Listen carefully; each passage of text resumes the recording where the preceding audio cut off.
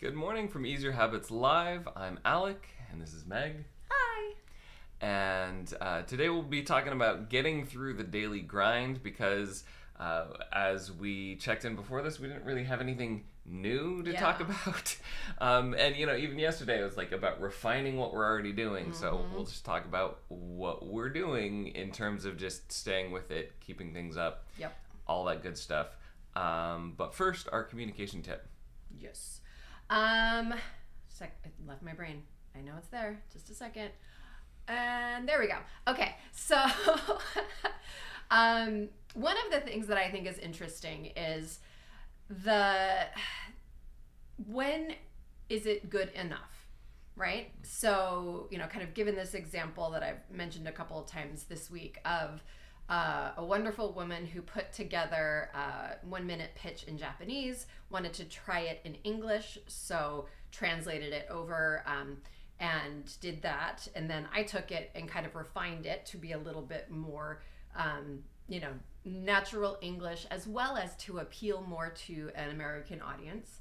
And as we were talking about that process yesterday, she was, saying, "Benkyou shinaito." I just need to get better at this, right? I need to study more. I need to be able to do that. And I thought, well, yeah, you could do that. But then really the other thing I thought was, but you don't have to, honestly. Yes, it is good to be continually working towards something, but there is also value in not working towards something because we all have a limited amount of time. And if there is someone else who can do that thing for you or with you or whatever, right? Kind of like we have coaches to help us stay on track and things like that, then you don't have to do it. And I think that's one of the things that a lot of people these days, struggle with, is that we feel we have to do everything ourselves. And so then we spend so much time doing all of the little things rather than just focusing, right, on the one thing. So bringing this to the communication, right? If you are at a point right now that you feel like, oh man, I'm really not good at this communication thing, think about where your good enough is. What is the most important communication for you right now? And just work on that. If you don't have to be writing emails, don't worry about written communication. If you only need to be giving presentations, then don't worry about the kind of back and forth of conversation, right? So really focus in, and even within that thing, figure out what is good enough. So my Japanese is conversational and perfectly adequate for getting around in Japan and using circumlocution to convey what I want. Am I a beautiful orator in Japanese? No. Do I feel comfortable speaking in Japanese about everything? Definitely not. But it's good enough for now. If at some point I find that I need to increase that skill, I can. And that's the other thing, knowing that just because you're not focusing on that thing right now doesn't mean that you never will. So. And that actually dovetails very nicely with this art video that I was watching yesterday. I follow some art channels, partially because I think the learning of art is an interesting study. It's something most people feel they're naturally not good at, but you very much can practice it. It is a skill you can develop. But one of the things he was saying is, don't practice. Yeah. He was saying, draw something you want to draw. Do an actual project. Don't do it for practice, because what'll happen is, sometimes there's practice that works for people largely because they happen to be interested in it anyway. Yes. But if you're not interested in it, you won't be absorbing as much from practice. You won't be holding yourself to high standards. Mm-hmm. You'll kind of be fudging things. You'll learn less. But when you're actually doing something for a project, right? So he was saying, if you want to do a webcomic, do a webcomic. If you want to animate something. If you're doing it for that, you will run into a problem, and then you will actually try to solve it rather than just saying, I'm not there yet, I'll practice that later, right? Yeah. And it focuses you in a different way. You might actually have to use multiple skills within that, but you are only studying those skills just enough to get to what you need to do. Exactly. Because you focused on an end goal. So yeah. I thought that was really interesting. Don't practice. Don't practice ever. No. Yeah. Just do. There's no try, right. there's only do. Right? Oh! And that's kind of the mentality, right? When you're practicing, you're trying, and it's not for an audience, and there's no particular goal. You're just filling time with that activity. Yeah. Whereas when you're actually working towards some sort of project, then you actually hold yourself to a standard, a goal. You keep trying things until they work, etc. And yes, this does open up a lot more possibility for failure. And so if you are risk averse or, afraid to fail like I am, recognize that going into it, and that the failure, right, because it's going to happen, is better than not having tried. Yeah. And make your project smaller, so the failure doesn't sting. Do more smaller projects, but there should be some kind of end visible thing that you achieve, especially not just visible to yourself, because that just becomes practice, but visible to the world. Do something for somebody, and that really drastically changes the nature of what you're doing versus just studying. Yeah, so good. Such a good topic. All right. Well, so there's the daily grind. We've done some back and forth telling, Jeremy from Innovative Marketing what we're doing, and he's doing some research. But for the most part, we haven't had the call yet to go over the plan. No, so I need to schedule that with him. Wednesday. Wait, what day is it today? Thursday. There we go. Yeah. So Tuesday didn't work for him, and then I was intending to do it yesterday, and then was not feeling great, and so so today hopefully that will happen. But there's a lot about just kind of the day in and day out of this that I read a book about mastery that talks about that plateau, right? So when you're doing anything, you have a tendency to make really big gains at the beginning, and that's super motivating, and then you'll plateau for a while, and that's usually when people are like, oh, this isn't as fun. You're not seeing the results immediately, right? You're just having to keep throwing stuff. You're throwing an effort at the thing without knowing if it's going to come up. And so it's kind of in that plateau, the drive to not give up. It can be difficult, right? Because you're not seeing those measured gains. But it's also, as you keep going, right, and you learn new things and everything, you will have another one of those, boop, kind of go up to the next plateau. And yeah, there's a lot of plateaus. And it's just recognizing that, I think, is important. Well, and business-wise, what this looks like is at the beginning, you learn a new framework or something like that. So you're learning something objectively new. It feels like you've learned a lot. It's clear what to do, but then you do it. And you do it again and again and again, you still don't have results. So it feels like all that learning was for nothing. Yes. But in a lot of ways, the real learning is in the doing, because again, that's where the judgment and skill work. And the problem is a lot of that stuff, the judgment of an expert, is what not to pay attention to. So by default, that's something you're not noticing. It's not as obvious as I learned a new framework. I learned how quote unquote how to do something theoretically, but I actually don't have the judgment of when to apply it, how to, I don't have the skill to do it really fantastically or really well. I don't have the judgment of how often I need to do it, etc. And the sneaky thing about this is I don't think those plateaus are plateaus. I think they're the growth of unconscious learning. Yeah. And you have to stick with them to get to a point where you've mastered the unconscious judgment, skill, practice to a point where more conscious opportunities arise. And that actually makes a lot of sense. There's I remember when I was a kid, there was a street that looked flat, but you would get to the end of it and you could look back and you could see that, oh, I just went uphill, but it was such a small incline that you didn't notice it. Yep. And I took that, and when I started exercising as an adult or something, I was wanting to figure out how to increase the difficulty of what I was doing without realizing I was increasing the difficulty. And so on the treadmill, I was like, ooh, I can be that, I can make this treadmill into that street where it's like just barely uphill, Mm-hmm. right? So much, like so little that I don't even notice, but that it still does actually increase that difficulty. And then as I do those types of things, right, I am improving, even though it doesn't feel like it necessarily. And for me, that was, I was tricking my brain into thinking it was easier, right? Or not as hard as it was. But it kind of goes the reverse as well, that if something is just a little bit, just a little bit up, you also get better, right? You're going uphill, even if you don't feel like you are. Yep. So, what are you doing to get through the grind? That's a great noise. I know, right? So this is an interesting one for me because that motivation piece can be tricky.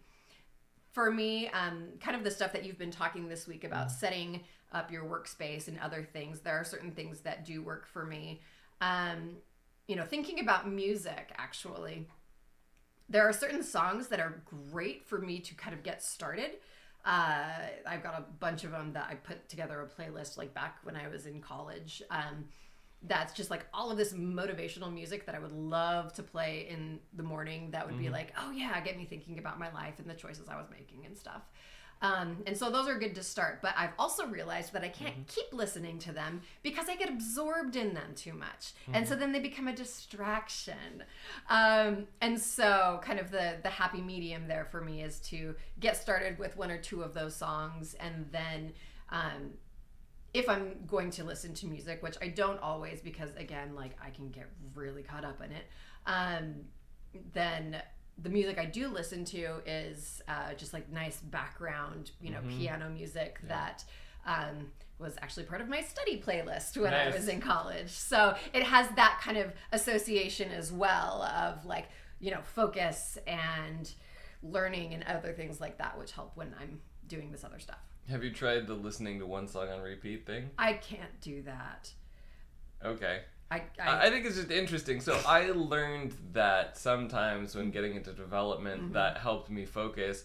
And then a couple years later, reading Tim Ferriss's Tools of Titans, I found that athletes and other people sometimes did that when they focus. So I'm like, oh, it's not just me, but maybe not for everyone. Yeah, well, so I haven't tried it while working. I will say, like, I haven't actually tried it, so I'm admitting to that. But I have listened to the same song on repeat when I've been in love with the song, and I just get caught up in this song. It's different. I mean, I guess how many times in a row did you listen to it? Like, for what period of time? I don't know, maybe like an hour? Okay. Well, I mean, that is a long period of time, but it is different when you're focusing on something else, and it's a period of multiple hours. Like, you get over it, right? It becomes background music. And actually, that's one of the things why it's like I don't do this with my favorite songs, because you get really bored of them. So I don't do that with U2's With or Without You, which is one of my favorite songs, but I will do it with the cello version. Ooh, I do love a good cello. So that's another way where it's like kind of like that's a great way to get into this versus like a pop song. Like, do the musical version of a song you really like over and over again, so it's a little bit more like background music. It's on repeat, and so you kind of get this rhythm. It like sets a pace. Anyway, that's interesting. But so that's a random brain hack I've mentioned before in the focus section. Regarding the daily grind and the outreach, were we shooting for 45 or 40 today this week? So I have been doing 35, but I actually do want to up it today because just the stuff that I've been doing up until this point has made it so that it's my slight uphill, right? I know I'm going to get more than 35 today, so I might as well shoot for more than 35, right? It's that like, oh, okay, well, I'm going to go for 40 or 45, even knowing that that's probably not going to be all that hard. I don't want to put it too far, right? I don't want to be like, I'm going to do 80. Right. But it is kind of a day where I'm like, okay, yeah. I can. Well, and it's much better to consistently shoot for 40 than try and shoot for 80 on one day. Like, you'll make more gains being consistently at a level than sprinting for one day and then burning out. And that is a lesson I need to learn in every aspect of my life. because I'm not good at that. I'm a sprinter. I am a let's not sleep and let's do all of the things for 3 days and then crash for 2 weeks. Yeah. So, but I would like to be the person who can sustain things for longer. And in order to do that, I do have to pace myself. And so I really like that kind of reminder. Well, I think for the grind, there's probably 2 tools that you can use. One is, right, if you've got to do a thing a lot of times, just try and get in more volume and slowly ramp that up. And that changes it, right? Because now, again, you're not just practicing or doing a thing for a period of time, you're shooting for a goal. Yep. And you're seeing progress, if not in responses, in the number that you can do, right? Yeah. So that is helpful. And then the other thing is a little bit more like the focus tip I did yesterday or the day before on designing tasks about when they're too easy, right? That's one of the things the grind usually is it feeling easy, but you're still not getting results yet. Yes. So you need to do it. And so one of those things is you can add in complexity by trying to layer in a new skill, for instance, and it could be very simple, right? But like spend some time on the weekend or whatever finding people who do outreach in a way that you like get like a little collection of that, and this week I'm going to use this from that person, or today I'm going to use this from that person, and fold that in, like copy something that works and feels authentic to you from somebody else, not like their whole tweet or whatever, but the topic or the style or the genre of content, like, oh, I haven't done a poll or whatever. I mean, polls and questions you kind of need a following for, but or like it could be a slightly new audience, like I'm gonna spend most of my time on this, but I'm gonna try with X%, like I'm gonna try 10 outreaches to a new audience. So those are like different ways that one can change the grind, but that's all I have to say about that. Should we go into the business tip? Let's do it. Business tip. So I've been talking about focus. I think this is the last one, unless I come up with another particular suggestion for focus. But it is that everything is a skill. So you're either in any activity you're doing training your brain to focus or training your brain not to focus. So, training your brain not to focus. I'm thinking like when I'm reading to the kids and then they pick up a comic book, a graphic novel, and they're flipping through that while I'm reading to them. I refuse to read to them then. I was like, I will not train you to multitask, right? And there are people who feel like they're better at multitasking than other people, and they may be better than other people, but they're still not good as themselves when they're focused, right? And so for adults, like scrolling through social media while watching something or playing a game while watching something, definitely can train your brain to multitask. Even doing that while listening to music, you're getting 2 sources of dopamine, so you're training your brain to require huge amounts of dopamine.